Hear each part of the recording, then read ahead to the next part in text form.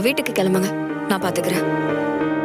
இந்நேரம் காவி அங்க என்ன பண்ணிருப்பா, அங்க என்னெல்லாம் நடந்திருக்குமோன்னு என்னால நினைச்சு கூட பார்க்க முடியல.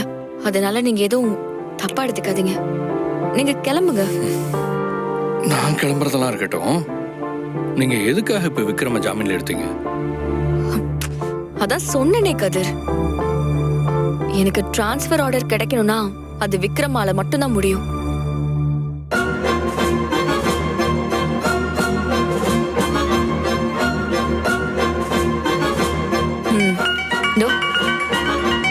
விக்ரம் தான் கூப்பிடுறான்.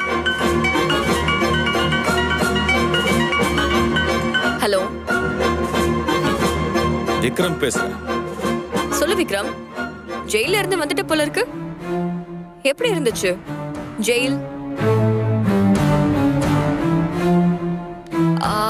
அங்க எல்லாமே ஓகே தானே? சாப்பாடு எல்லாம் நேரத்துக்கு கிடைச்சுதா? நக்கலா? எதுக்கு என்ன ஜாமீன்ல எடுத்த? அது ஒண்ணும் இல்ல விக்ரம், என்ன மதுரையில ஒரு ஸ்டேஷனுக்கு டிரான்ஸ்ஃபர் பண்ணிட்டாங்க. நானும் இங்க வந்துட்டேனா அதனாலதான் போனா போகுதுன்னு என்னால பாதிக்கப்பட்டவங்களுக்கு எல்லாம் கடைசியா ஒரு தடவை மன்னிச்சு விட்டுலான்னு நினைச்சு உன்னை ஜாமீன்ல வெளியெடுத்தேன்.